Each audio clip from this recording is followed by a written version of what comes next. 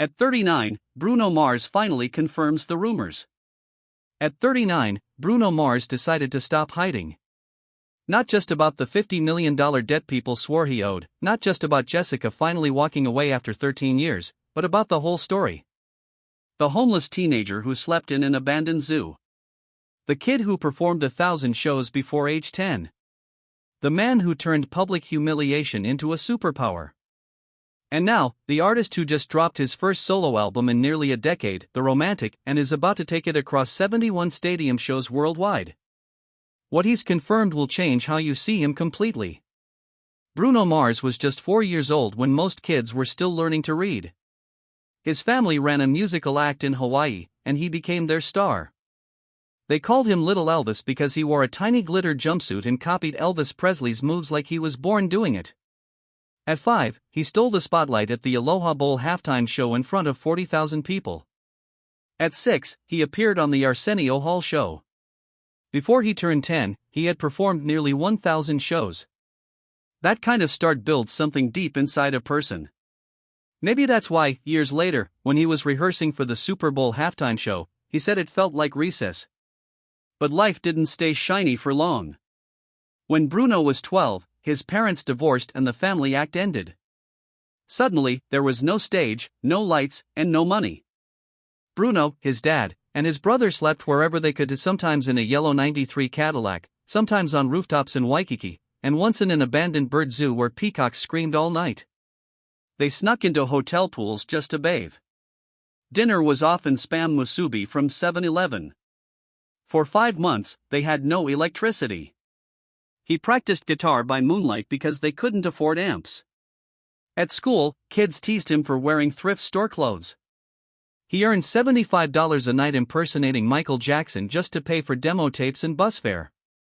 That struggle made him tough in ways no amount of success could manufacture. In 2003, music labels called him the next Ricky Martin and pushed him toward Spanish-language pop. He didn't want that.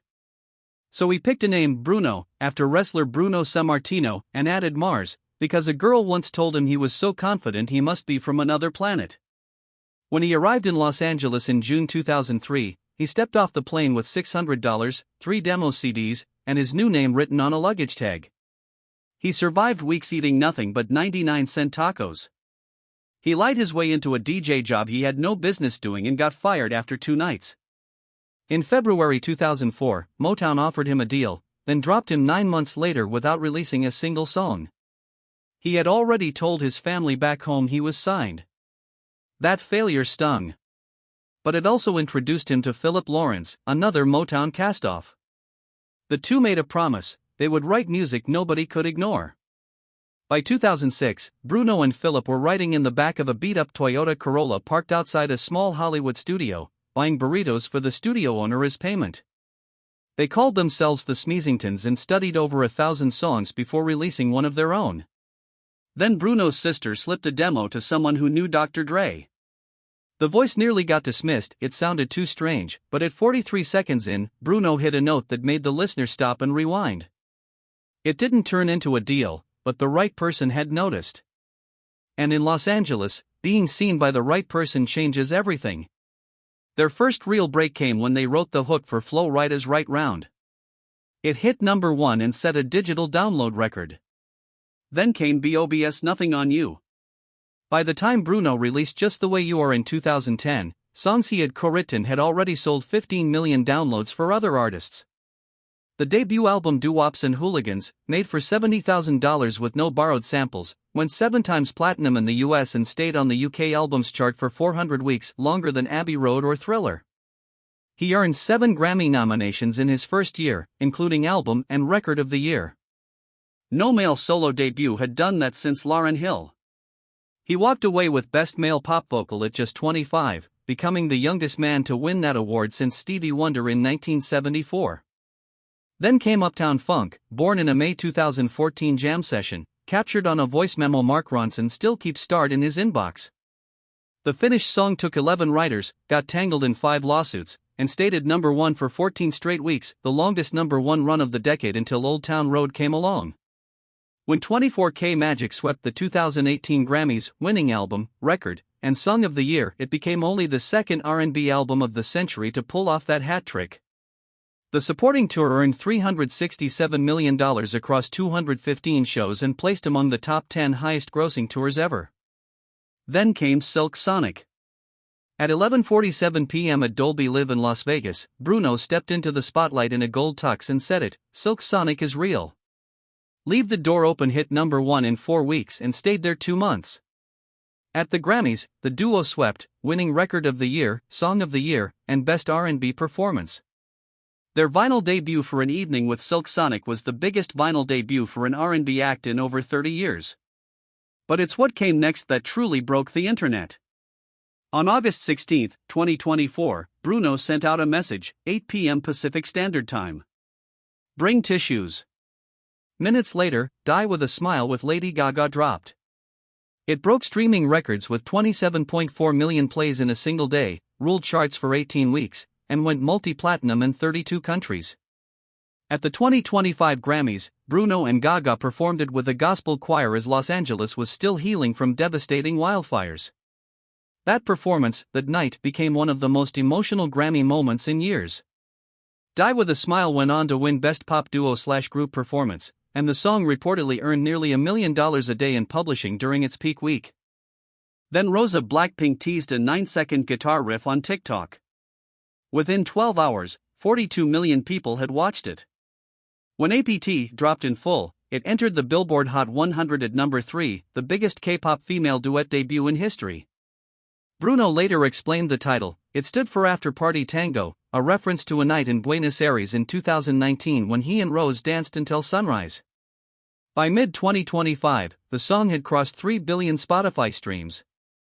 When Rose performed at SoFi Stadium and the lights went out, Bruno appeared from the dark. Sound meters registered the crowd's reaction as louder than a jet engine. In September 2025, APT swept the MTV Video Music Awards, with Rose winning Song of the Year and breaking down in tears on stage. Meanwhile, behind all the lights and records, something more personal was unfolding. Bruno and Jessica Caban had met in spring 2011 at a hotel restaurant in New York. He didn't move for 40 minutes. Then he walked over. They talked until 2 a.m. Within a year, she had left everything to be with him. She slept on an air mattress while he toured the world. By 2014, they had a home in Studio City and a dog named Geronimo. In 13 years together, they walked only 3 red carpets. He called her "my rock" once in an interview and quickly changed the subject. Then in late 2024, the anniversary posts disappeared from her Instagram. In January 2025, a fan asked directly in her comments whether she and Bruno had split. She replied, "I will always celebrate and be happy for all of his continued achievements, cheering from afar." Just 15 words. But they lit the internet on fire. She had spent Christmas with her parents in San Juan. He played New Year's Eve in Vegas. Their first December apart in over a decade. Neither officially confirmed the breakup, but Jessica's deleted posts and that quiet comment said everything the official statement never would. And then came the gambling rumor. In March 2024, an anonymous report claimed Bruno owed MGM Resorts around $50 million in gambling debts, supposedly working it off through his Park MGM residency. Within days, the phrase Bruno Mars debt appeared in over 4 million Google searches. MGM responded immediately and firmly, "No debt." Their words and their partnership, they said, was rooted in mutual respect. Wall Street didn't flinch. Their stock held. Bruno's response was better than any press release. During a Park MGM show, he looked out at the crowd and said, completely straight-faced, "Ever since they said I'm on the hook for 50 mil, my phone been dry. Where my friends at when I'm up?" The clip was watched 6.8 million times on TikTok in a single day. When Spotify announced in January 2025 that he had hit 150 million monthly listeners, the first artist in history to reach that milestone, Bruno reposted it with one line, "Keep streaming. I'll be out of debt in no time."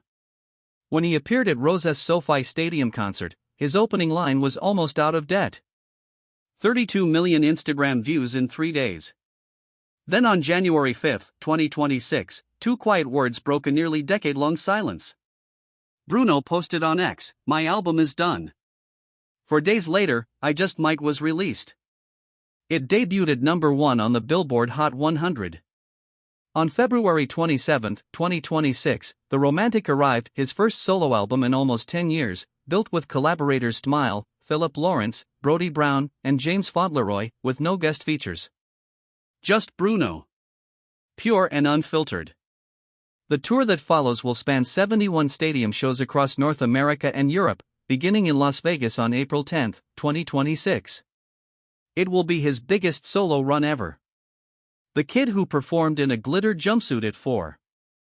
The teenager who practiced guitar by moonlight because they had no electricity. The man who turned every rumor, every heartbreak, and every setback into something the world couldn't stop playing. At 39, Bruno Mars isn't just confirming the rumors. He's confirming what he's always been. The most complete performer of his generation, and he's just getting started.